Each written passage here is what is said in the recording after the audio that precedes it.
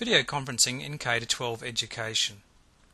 This presentation is an overview of the features and benefits of video conferencing technology and how it can be applied in K-12 education. Video conferencing involves the use of some specialized equipment to transmit video, audio and data via telecommunication links to provide two-way audio and video communications between parties. Typical equipment required for video conferencing is a main unit which usually comprises a camera which can be voice activated. In other words, it follows the presenter around the room when they're talking, and that unit may also include a codec, coder decoder, which is involved with the translation of the video signal. Then some sort of display, can be a traditional display, CRT, or an LCD display, or a plasma screen. High quality microphone. A lot of the good ones now are multi-directional. And for output of audio, you might want a good quality subwoofer speaker. And to get some quality content into the video conference, you might have some added peripherals like a document camera, which can take an image of a document and place it into the video conference. One of the critical components of video conferencing is adequate telecommunications. Traditionally, we have the standard copper wire or fiber, and increasingly satellite and microwave technologies. The most common form of video is two-way video and audio using ISDN at 128 kilobits per second. This is equivalent to 2 STD telephone lines. Increasingly, the use of Internet Protocol or IP as an alternative technology which is gaining usage.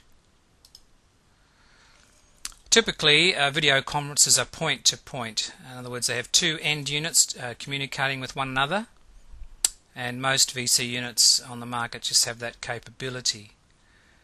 Those video conferencing units that have the capability of going to 3 or more sites are called multi-point video conferencing units. A multi-point conference involves 3 or more sites. Some standard VC units can have upgrades which allows them to do multi-point conferences. Some have standard 4-point communications like the Polycom MP512.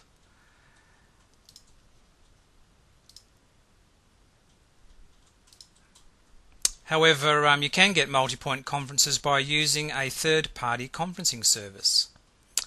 And two examples in Australia are Telstra Conferlink, which is available nationwide, and in Western Australia the state government's Confer West service. Typically, you would make a booking in advance, give all the details of the different sites, the ISDN numbers, telephone numbers of the rooms for emergency contact, and so on. And then the conferencing service would ring each site about 15 minutes before the scheduled starting time to make sure that all the sites are on board and iron out any problems beforehand, and then away it goes. Typically, video conferencing has been popular in the business and commerce sector and in industry, and increasingly it's a more viable solution in K-12 education. This is due to improved affordability. As the market share increases for the technology, the prices come down. There's been some major improvements in audio reception with things like multi-directional microphones. Those units that have voice tracking cameras which follow the speaker during the presentation lend themselves exceptionally well to traditional teaching type environment.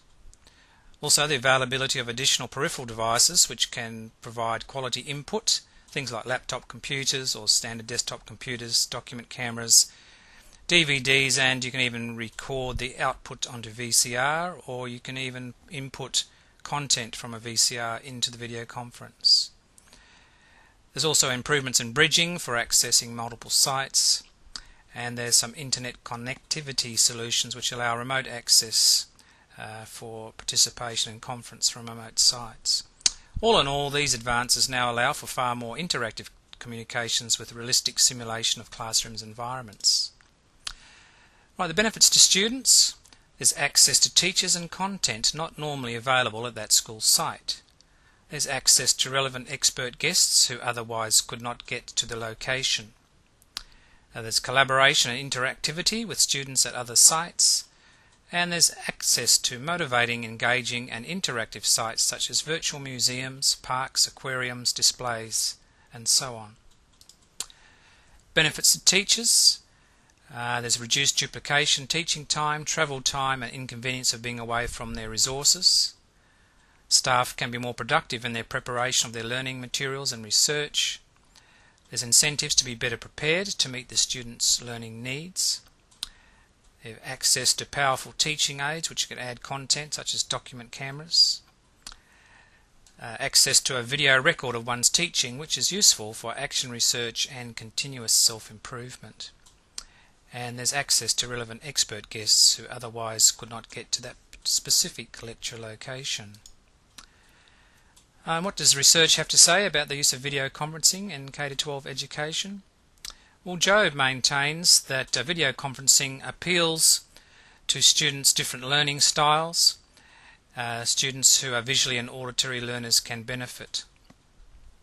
Using the technology allows multiple classrooms at various locations to collaborate while learning about cultures from primary sources. Video conferencing increases many students' motivation to learn. Students are able to practice and improve their presentation and communication skills. Students improve their research skills as they prepare for the conferences, and students practice graphing and other skills as they create pictures, graphs or drawings on whiteboards for use during video conferences.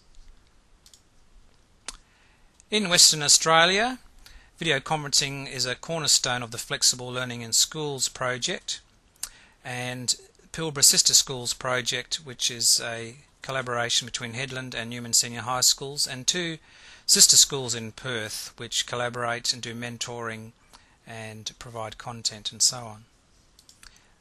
With the Flexible Learning in Schools project, it's targeted at TE students. There are 5 TE subjects which are delivered from host schools in the Perth area from master teachers who deliver that content via video conferencing to the Pilbara, and the Pilbara has teachers there which do mentoring with the students while they are viewing the video conference and follow up with the students after the presentations. Introducing video conferencing into schools is a challenging task, and there are a number of issues that need to be thought out before embarking on an implementation program. First of all, adequate access to telecommunications infrastructure is important. Getting the right bandwidth and the right solution for the school situation. Need to think about funding, because video conferencing equipment, although the price has come down, it's still quite expensive for the schools, and you need to think about all the peripheral devices and getting trolleys and mounting the screens, and so the whole range of things needed. Project management, having the right staff or consultants, external, required to project manage the rollout. Selection of the hardware, and if you're collaborating with other schools it would be critical to get similar equipment, so it's to make some standardization. And also when you're training teachers, it's better if the equipment is the same at all of the endpoints. And not only the equipment needs the required training, but the teachers need to understand that they have to review their pedagogy associated with using the technology. And finally, public relations. There's a need for the school or principal or teachers to overcome any perceptions of the parents in regard to bringing in external content from outside schools. So a consultative approach would be essential.